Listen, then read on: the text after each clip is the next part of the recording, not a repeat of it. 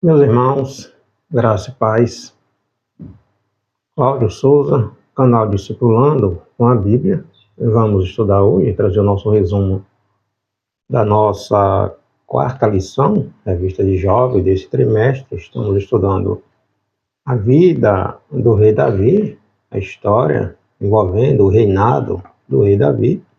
Hoje vamos falar da sua amizade com o filho do rei Saul. Amizade verdadeira entre Davi e Jonatas, o que acabou contribuindo, de certa forma, né? O rei Saul, ele muito se indignou com o carinho que Jonatas, seu filho, tinha com Davi, mas uma amizade verdadeira, sincera, que Davi honrou muito tempo depois que Jonatas tinha falecido, quando ele acolhe um dos filhos de Jonatas, no caso Mefibosete, que vivia esquecido, né? Mefibosete ainda era aleijado, e Davi busca saber se ainda existia algum filho de Jonatas vivo. Quando ele descobre que Mefibosete ainda era vivo, Davi acolhe, né, restitui as terras de Saul a Mefibosete, e Mefibosete também permanece se alimentando, morando ali na presença de Davi. O título da nossa lição: Davi, amigo fiel.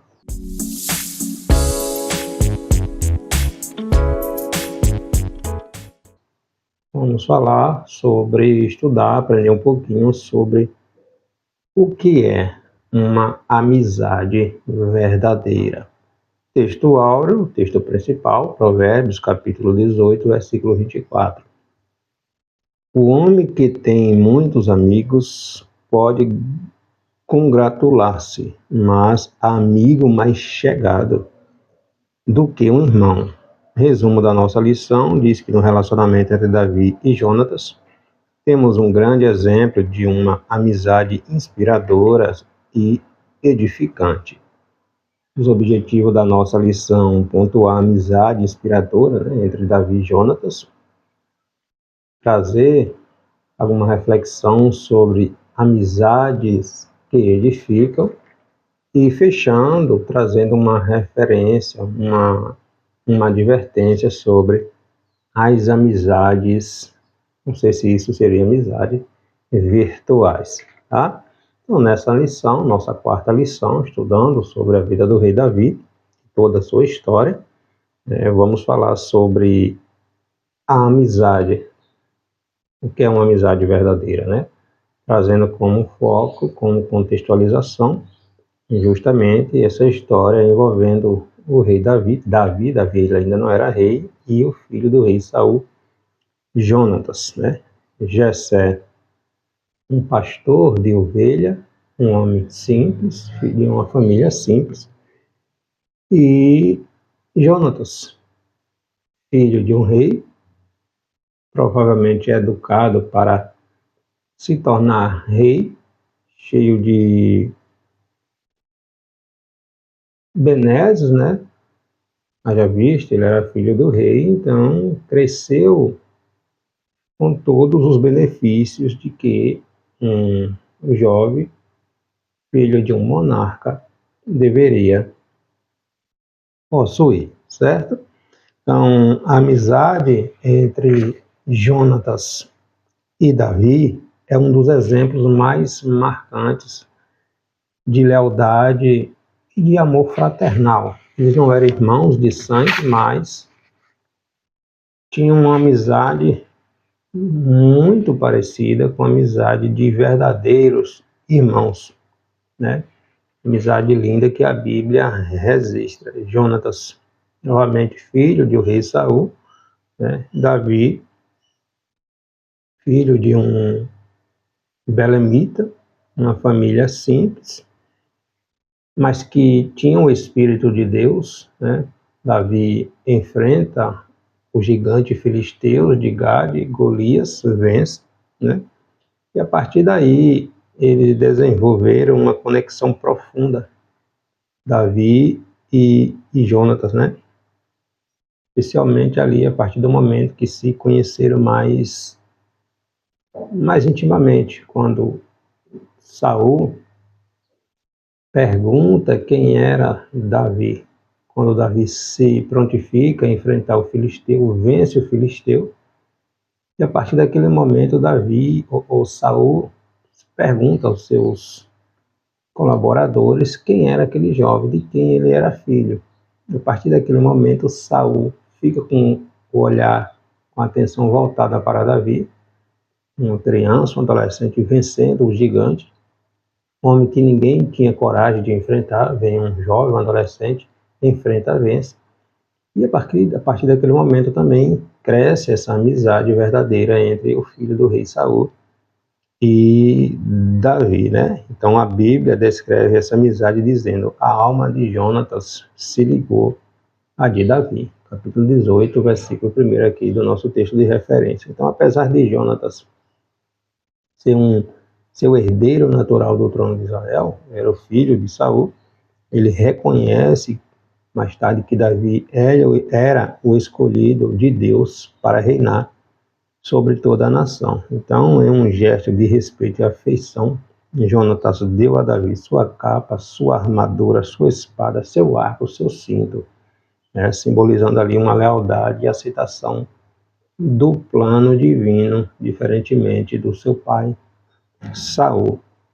Então, a amizade deles, de Jonatas e Davi, foi muitas vezes testada, né, por adversidades, especialmente pela perseguição do próprio pai de Jonatas, né, Saul. Jonatas, em certas vezes, ele arriscou a sua própria vida para proteger Davi, quando ele alerta Davi sobre o plano do seu pai de matar Davi em várias oportunidades, né, ajudando Davi a escapar das armadilhas de Saul. Então, eles fizeram um pacto de apoio, né, uma aliança de apoio mútuo, protegendo um ao outro, né, agindo ali com lealdade e com respeito. Então, em muitas oportunidades, Jonatas alertou Davi dos planos do seu próprio pai, que de todas as maneiras tentava matar Davi, e Jonatas conversava com seu pai, tentando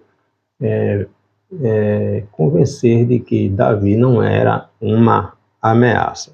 Infelizmente, Jonatas ele morre juntamente com seu pai em uma batalha travada ali do exército de Israel com o exército dos filisteus, onde tanto Jonatas como seus irmãos, como o próprio Saul, são mortos ali no campo de batalha. Então Davi ficou profundamente impactado, triste, né, com a morte do seu amigo, do seu melhor amigo. E essa história, irmãos, ela nos ensina sobre o valor da lealdade. Numa época que vivemos de relações tão superficiais, né? Então, nos ensina sobre o valor da lealdade, do sacrifício e da confiança em Deus e nos relacionamentos. Mas não são todos os relacionamentos que nós, como servos de Deus, iremos imitar. Salmo 1 diz que bem-aventurado o homem, o varão, que não anda, não permanece, não se detém no meio, na roda daqueles que escarnecem, que zomba do povo de Deus, da palavra de Deus, né, dos valores que são imutáveis, os valores que a Bíblia nos ensina. Nosso texto bíblico está no capítulo 18 de 1 Samuel, versículo do 1 ao 6. E sucedeu que, acabando ele de falar com Saul, a alma de Jonatas se ligou com a alma de Davi, e Jonatas o amou como a sua própria alma. E Saul naquele dia o tomou e não lhe permitiu que tornasse para a casa de seu pai. E Jonatas e Davi fizeram uma aliança, porque Jonatas o amava como a sua própria alma. E Jonatas se despojou da sua capa que trazia, e as deu a Davi, como também de suas vestes, espada, arco, cinto. E saía Davi aonde quer que Saul o enviava, conduzia-se com prudência, e Saul pôs sobre a agente de guerra, e era aceito aos olhos de todo o povo, até os olhos do servo de Saul. Sucedeu, porém, que vindo eles, quando Davi voltava de ferir os filisteus, as mulheres de todas as cidades de Israel saíam ao encontro de Saul, cantando e dançando, com adufes, com alegria e com instrumento de corda. No versículo 7, não está aqui na nossa lição, essa é a nossa lição seguinte, mas no versículo 7 diz assim: E as mulheres dançando e cantando se respondiam umas às outras, dizendo: Saul feriu a seus milhares, porém Davi aos seus 10 milhares. Então, enquanto Saul passou a odiar Davi, cada vez mais o povo passava a amar Davi. Davi tinha sido ungido rei, mas só passou a reinar muitos anos depois. Muitos anos depois. Primeiro tópico da lição, uma amizade inspiradora, né? Quem era Jonatas, Saul ou Davi, eis a questão, e uma amizade que não foi esquecida. Então, quando Jonatas ele entra em cena, em 1 Samuel, capítulo 13, ele já era o comandante da tropa do exército de Israel. Né? Pouco se sabe sobre a sua infância. O filho, né, o primogênito ali do rei Saul, o primeiro rei de Israel. Então, nascido, né, na corte, vamos dizer assim, filho de um rei, cercado de privilégios, educado da maior forma possível, com o propósito, né, e os desafios de assumir o reinado após a morte do seu pai, Saul, né? Esse era o propósito. Um guerreiro ousado e corajoso, né? Tendo participado em várias situações, em várias ocasiões dos conflitos entre os israelitas e os inimigos, e em muitas delas trazendo vitória para o povo de Israel. Então, algumas qualidades que a gente observa a estudar a história de Jonatas, né? Um jovem, um rapaz de fé, de coragem, de caráter, de senso de justiça. Fazendo um contraste aqui, uma comparação com seu pai, a gente vê que ele era muito diferente em relação às atitudes de Saul, né, do rei Saul. Então, mesmo sendo diferente do rei em muitos aspectos, Jonatas ele foi fiel ao seu pai. Ele não traiu seu pai, apesar da sua amizade com Davi, tá? Ele queria mostrar para o pai que Davi não era uma ameaça. Davi não era uma ameaça para o rei, né? Apesar de Deus já ter rejeitado o reino de Saul. Mas Davi, ele em nenhum momento tentou tirar a vida de Saul. E ainda lamentou profundamente, se entristeceu quando soube que o rei Saul tinha sido morto. Entende? Então, mesmo quando apoiava e socorria Davi, sempre buscou honrar o pai e convencê-lo de que em Davi, né, não havia ameaça ao reino, ao trono, como o próprio Davi deu o exemplo, deu o testemunho, tá? Então, Jonatas, um exemplo que é um exemplo de caráter, né? Ele pode ser observado, esse exemplo, a partir do momento em que eles, todos já percebiam, né, já sabiam que Davi era ungido do Senhor. E Davi foi ungido para suceder Saul no trono de Israel. Enquanto o rei Saul ficou revoltado, né, profundamente, procurando de todas as formas tirar a vida de Davi, Jonatas aceitou humildemente, né, honradamente, o direito de Davi ao trono. Olha que coisa linda, né? O que se esperava era que Jonatas também ficasse revoltado e tentasse tirar a vida de Davi. Mas ele reconheceu, né, que Davi era ungido do Senhor e que Deus estava com Davi. Em várias ocasiões, Saul tentou, né, quando coloca Davi na frente de batalha, comando do exército, quando na ocasião em que o rei Saul pede a Davi como dote, Davi não tinha dinheiro, era de uma família simples, né, para casar com a filha do rei, Saul pediu a Davi como dote 100 prepúcios dos filisteus. Então, quando Saul pede isso, era para que a ideia central dele era que Davi não iria voltar com vida. Davi não ia conseguir isso. Davi vai e não traz apenas 100, mas 200 prepúcios dos filisteus. Então, Deus era com Davi. Cada vez mais Saul tinha esse entendimento e de todas as maneiras possíveis ele tentava tirar Davi de cena, exterminar, literalmente matar Davi. E Jonatas, em muitas das situações aqui, contava a Davi as tramas, os planos do pai que de todas as formas queria matar Davi. Então surge aqui uma situação, né, complicada que Jonatas precisou administrar, né, e foi esse problema com o pai quando Saul descobriu, entendeu que seu filho, que deveria estar, de certa forma, contra Davi também, porque Davi assumiria o trono, e que deveria ser de Jonatas. Então, à medida que a amizade com Davi se fortalecia, sua relação com seu pai ficava um tanto delicada. Davi era cada vez mais reconhecido e celebrado. Já Saul, corroído pelo ciúme, escolhia os frutos de sua negligência e rebeldia para com o Senhor. Lembrando que o reinado de Saul foi rejeitado por causa das sucessivas desobediências dele para com a mensagem de Deus, né? Então, diante da postura intolerante e ameaçadora de Saul contra o amigo de Jonatas, contra Davi, Jonatas foi obrigado a fazer uma escolha, né? Ele reconheceu que Davi era ungido do Senhor e passou a apoiar abertamente.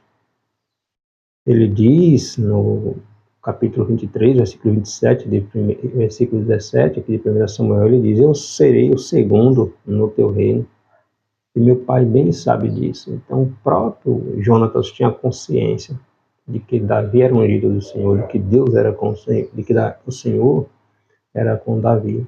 E ele aceitou, reconheceu, né, de que a unção estava com Davi. Então, diante de seu pai, Saul, ele defendeu Davi e conseguiu. Né? Não foi por muito tempo, mas em algumas oportunidades conseguiu amenizar essa ira de Saul contra Davi. Né? Então, ele se preocupava muito com seu amigo, visitando, acolhendo, né, um grande amigo, uma verdadeira amizade que é raro de se ver nos nossos dias, infelizmente, né? Então vale destacar também, irmãos, que embora Jonatas ele fosse amigo de Davi, amigo verdadeiro de Davi, ele não traiu seu pai, tá? De jeito nenhum, ele não conspirou contra o seu pai, né? Ficou ao lado do pai em todo momento, apesar dele reconhecer e ter essa amizade verdadeira com Davi, o que também irritava muito Saul, né? No campo de batalha, eles morreram juntos. Ele estava do lado do pai, defendendo o reino, defendendo o povo de Israel, a nação de Israel, na batalha ali no monte Gilboa, ali contra os filisteus, onde Jonatas foi morto por um dos filisteus, e Saul, né, com a mulher ferida, e para evitar de cair nas mãos dos filisteus, ele próprio se lança sobre a sua espada e morre, tá? Então, uma amizade que não foi esquecida. Muitos anos depois, né, Davi, ele se informa de que existe um descendente, um filho de Jonatas, e ele o acolhe, né? Uma aliança. A aliança que ele fez com Jonatas não foi esquecida. Ele buscou saber muito tempo depois de que, quando o reino de Israel estava em paz, né? Davi havia vencido suas batalhas, suas guerras, estava um momento ali de paz, de tranquilidade. Ele busca saber se havia algum descendente do seu amigo, né, de Jonatas, vivo, para agir com bondade, né, retribuir a amizade recebida nos anos passados ali. Ele descobre que existia um filho de Jonatas vivo, era até aleijado, Mefibosete. Quando eles estavam fugindo, né, a serva estava fugindo com o filho de Jonatas para livrar de cair na mão dos inimigos. A criança sofre um acidente e fica paraplégica, né? Fica com esse problema. E quando Davi tem conhecimento, Davi acolhe, traz para o palácio, trata como um filho, né? Restitui as terras que eram do seu avô, né? Do rei Saul, restitui a Mefibosete, e Mefibosete fica vivendo no palácio, né? Se alimentando ali da mesa do rei, como se fora o próprio filho de Davi. Então, amizade verdadeira que perpetuou durante toda a vida de Davi. Né? Jonatas tinha morrido, mas Davi usou do mesmo critério para com o filho de Jonatas. O segundo tópico fala sobre a amizade que edifica, né? Uma amizade que agradou ao Senhor, a força da amizade verdadeira, e o cristão e as amizades. Então, a amizade entre Jonatas e Davi nos deixa lições preciosas, permitindo que muitas vidas, essa amizade deles, fossem abençoadas e estavam de acordo, né, com os princípios da palavra de Deus. A gente tem um exemplo também de uma belemita, né, aqui de Belém também, que foi Noemi e sua nora Ruth. A gente conhece essa história, está lá no livro de Ruth, quando Noemi e seu marido Elimeleque e seus 2 filhos vão, em um momento de seca, em Belém, eles vão peregrinar em Moabe, e depois, quando eles estão em Moabe, o esposo de Noemi morre, seus filhos casam, e depois seus 2 filhos morrem também, ficando 3 viúvas. Então, quando Noemi retorna para Belém, Ruth não se separa de sua nora, de sua sogra, né? Ruth até tenta persuadir, Noemi até tenta persuadir Ruth para que ela retorne para sua terra, já visto que ela era muito jovem ainda, poderia casar, mas Ruth em nenhum momento deixou-se convencer e veio para Belém, né, juntamente com sua sogra, e Deus interviu na história, essa amizade verdadeira, sincera, e Ruth casa-se com parente de Elimeleque, do esposo falecido de Noemi, e tem um filho, e esse filho, Boaz, né, esse filho é Obed. Obed é o pai, foi o pai de Jessé, o pai de Davi, entende? Jessé foi o pai de Davi. Então, outra história de amizade verdadeira, vindo deste lugar, né? Noemi era aqui de Belém, também de onde era Davi. Então, há muitos, como diz Provérbios, capítulo 18, versículo 24, amigos que são mais chegados do que irmãos. Tem amizades que são tão verdadeiras, tão sinceras, que nem entre irmãos existe esta amizade.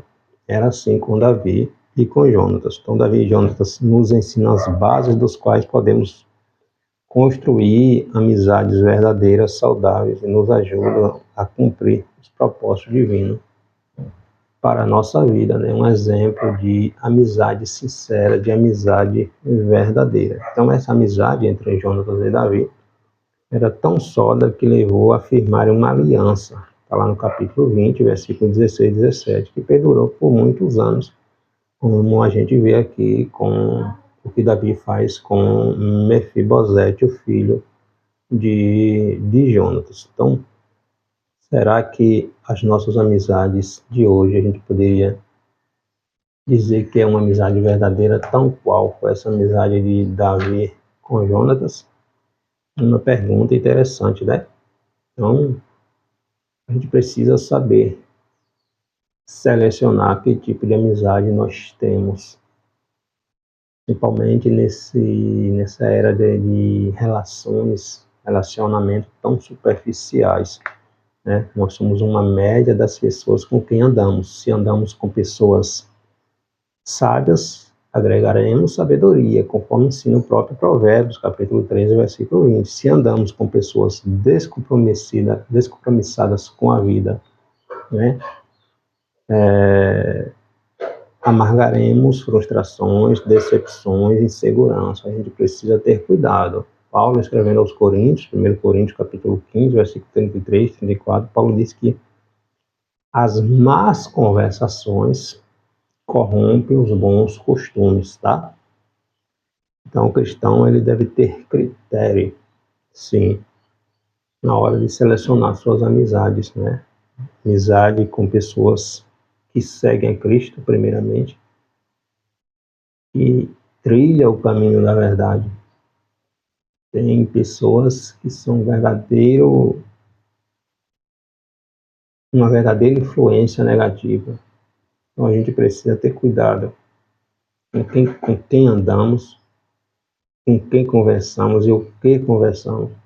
As palavras dos nossos amigos trazem edificação, trazem coisas boas para nós, trazem bons exemplos. Então, tudo isso o jovem cristão ele precisa analisar. E finalizando, amizades virtuais, a fragilidade das relações virtuais, comportamento de rebanho e identidade em crise, né? Hoje, já há alguns anos, né, com o advento da internet, da tecnologia, as amizades têm se tornado frágeis, superficiais, principalmente estas que vêm das redes sociais, né? Nós podemos nos conectar com uma infinidade de pessoas ao redor do mundo, mas ao mesmo tempo estarmos sozinhos. Os relacionamentos virtuais, independente, né, dos benefícios que a tecnologia trouxe N benefícios, é só a gente saber usar. Também são fortemente provocadores de fragilidade nas relações humanas. A exemplo da ilusão da intimidade. Não se tem intimidade verdadeira com quem está do outro lado da tela. A gente está vendo ali a imagem, mas não está entendendo a profundidade desta relação. Quais são as atitudes? Não tem como ver de longe, entende? Uma armadilha para aqueles mais vulneráveis. Cuidado com essas amizades de rede social, irmãos, né? Os relacionamentos superficiais. A internet ele é um campo fértil para essas relações falsas, de aparência, né? A solidão também, um vazio existencial em meio à multidão. Existe uma música lá dos anos 2000, do grupo Cristão Novo Som, diz: tanta gente ao meu redor, mas eu procuro e não encontro ninguém para conversar.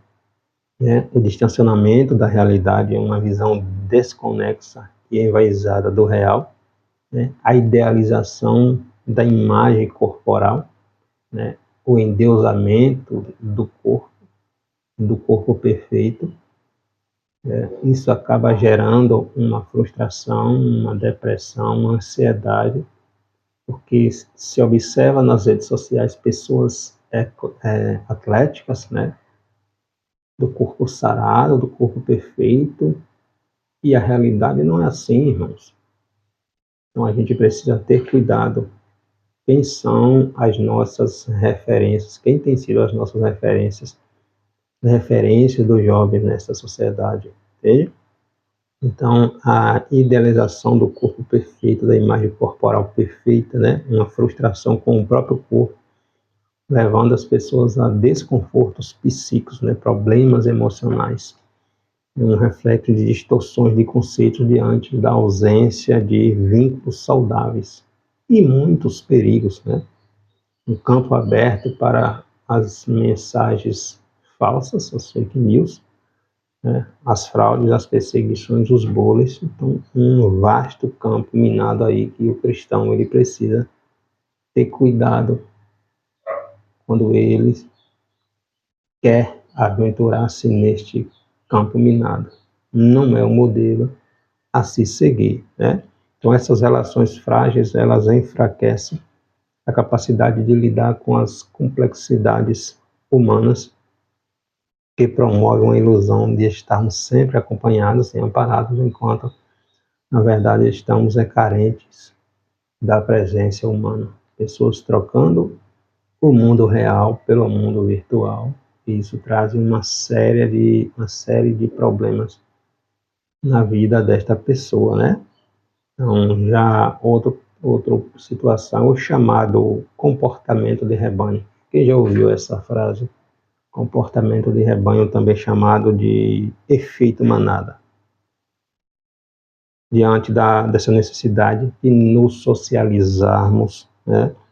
Somos constantemente acessados por pessoas sem princípios, que buscam manipular os desapercebidos, submetendo às suas intenções maldosas.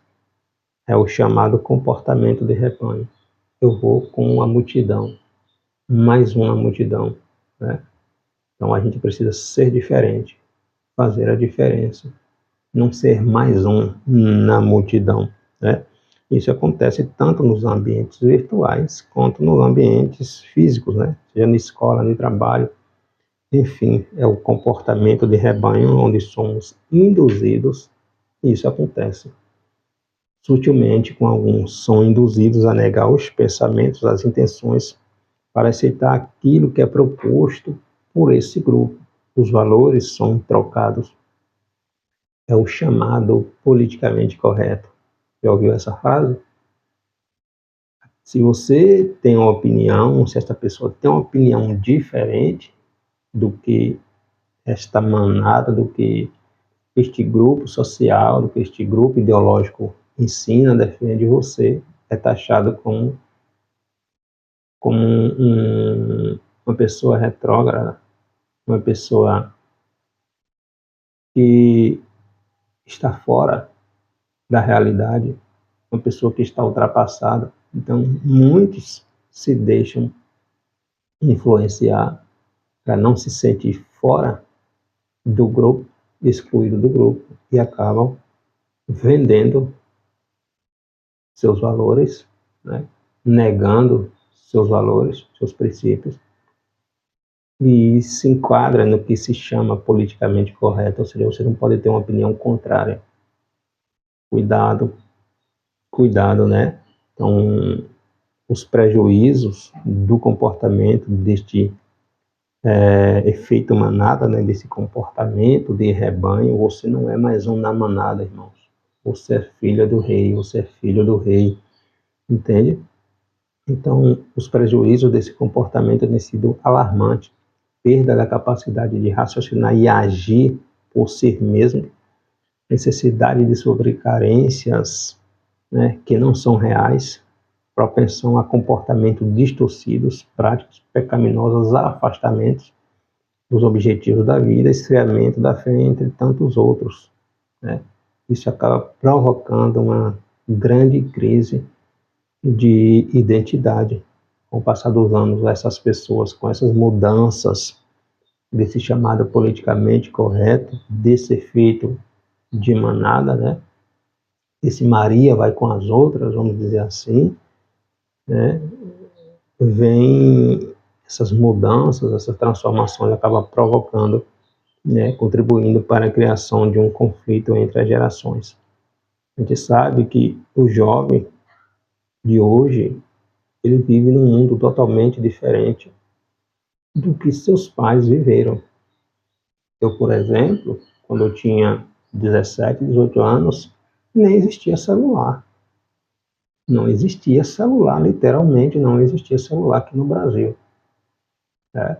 Então, 20 e tantos anos depois, quase uns 30, né? Anos depois, a gente vive esse avanço, esse boom, essas grandes transformações que a internet, que a tecnologia provocou na sociedade, né?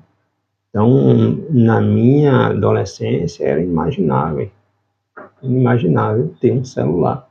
Ninguém tinha um celular aqui no Brasil, né? Então, diante de tantas transformações, é vital o diálogo para um entendimento de que certos valores não prescrevem, não mudam, não se alteram, irmãos. E assim possamos ter em nossas relações a consciência de uma continuidade dentro dos propósitos divinos, ou seja, os valores morais, eles não mudam. A visão, a cosmovisão de mundo que eu, vou ser cristão, servo de Deus, tem, não é igual à visão do mundo daquele que não tem a verdade, não conhece a verdade, não vive a verdade.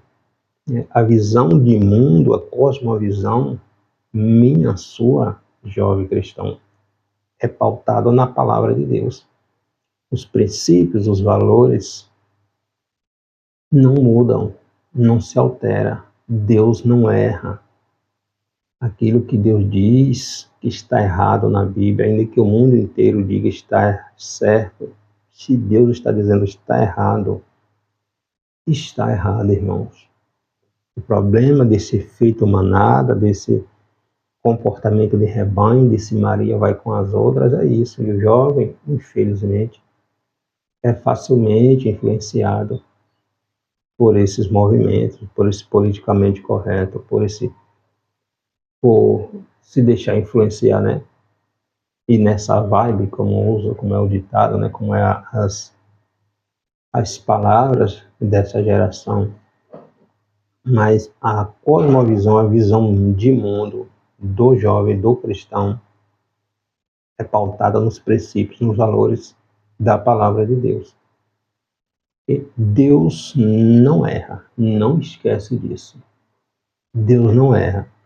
Por isso, essa ênfase exacerbada em tentar contextualizar a Bíblia, ressignificar a Bíblia, reescrever a Bíblia em uma linguagem, em um entendimento dessa geração. Aquilo que a Bíblia diz que confronta esta permissividade desta geração, se tira, retira e deixa apenas aquilo que está de acordo com o estilo de vida que essa geração preconiza, defende. Está errado. A Bíblia não muda, porque Deus não muda, tá? Então, a falta desse diálogo tem causado crise de identidade e levado muitos jovens a se sentirem perdidos e incapazes de interagir positivamente em um universo tão dinâmico, né?